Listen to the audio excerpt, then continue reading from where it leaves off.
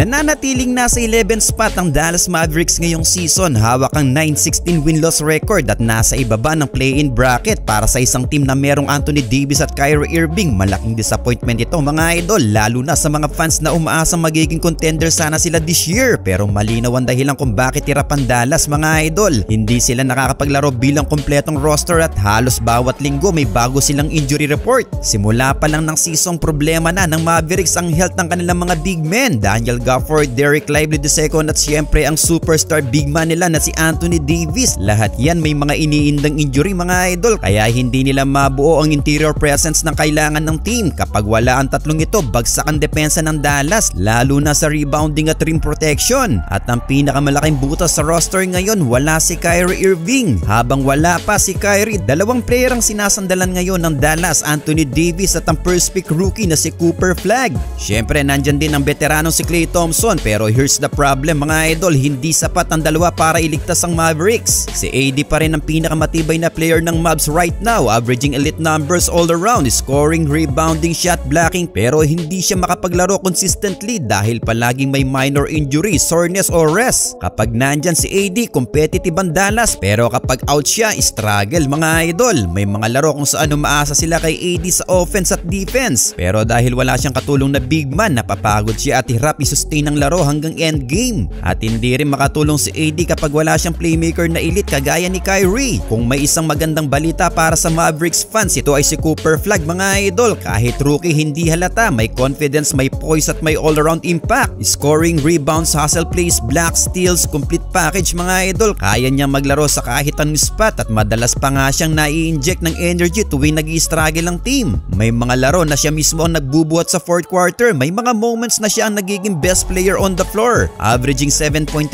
points, 6.3 rebounds, 3.3 assists at 1.3 steals per game this season. Pero syempre rookie pa rin siya, hindi mo pwedeng asahan na siya ang tatapos ng lahat ng laban mga idol. Kailangan niya ng stable veteran around him. Ngayon ang malaking tanong, kailan ba babalik si Kyrie at saang condition siya babalik? Kasi kung maglalaro na si Kyrie na 100% healthy, iba na agad ang ceiling ng Dallas mga idol. Bakit? Heto ang mga dahilan mga idol, dahil kaya magbigay ni Kyrie ng elite shot creation, kaya niya magbigay ng clutch scoring, kaya niya magbigay ng pressure para malibre si AD, kaya niyang gawing madali ang paglalaro ni Cooper Flagg, at kaya niyang i-allow ang role players to play their natural roles. Sa totoo lang, kahit nasa 11th spot sila ngayon, kaya nilang humabol sa play-in kung babalik si Kyrie before All-Star break mga idol. Pero kung delayed pa rin ang recovery niya, doon na papasok ang real concern. Magre-rebuild na ba ang Dallas? Well, isa rin sa mga pinaka-importanting role players ngayon ng Dallas ay itong si PG Washington. Hindi siya superstar pero napakalaking bagay ng dala niya. Consistent siya sa catch and shoot, kaya niyang sumabay sa mga guards at wings, kayang gumawa ng puntos kapag nag-collapse ang depensa, at bagay sa fast-paced offense ng Dallas. Syempre nandyan din si Klay Thompson. Well, kahit na minsan struggle si Klay, pero may mga laro pa rin siya na talagang pumuputok siya. Hindi na siya prime Klay, pero wag maliitin, kahit 70% ang dating Klay, elite shooter pa rin ito mga idol. Kapag mainit siya, instant spacing. Kapag pinabayaan ng depensa, delikado pa rin. At higit sa lahat, championship mindset. May locker room leadership siya na hindi mo makukuha sa kahit sinong role player. Kailangan ba siya ng Mavs? Syempre oo mga idol. Especially kapag healthy ang buong roster. Si Klay ang ideal 3&D, veteran na pwedeng tumulong sa clutch. Eto, si Naji Marshall, underrated pero solid. Si Naji Marshall ang Swiss Army knife ng Mavericks. Defense, hustle, rebounds, slashing. Siya yung tipong hindi mo masyadong mapapansin sa highlights pero sobrang halaga sa rotation mga idol. Kapag healthy ang buong roster, magiging mas valuable si Naji dahil hindi niya kailangan mag-contribute sa scoring. Focus lang siya sa defense at energy. Pero sa ngayon, force siyang mag-step up, at kahit sinusubukan niya, hindi sapat dahil kulang pa rin sila sa firepower. Eto si Ryan Nembhard, ang future floor general. Isa pang bright spot ng Dallas ay ang pag-usbong ni Ryan Nembhard. Magaling siya mag-facilitate, may high basketball IQ at maaga niyang natutunan ng pace ng NBA. Hindi siya star pero pwede siya maging elite backup point guard or future starter pagdating ng panahon.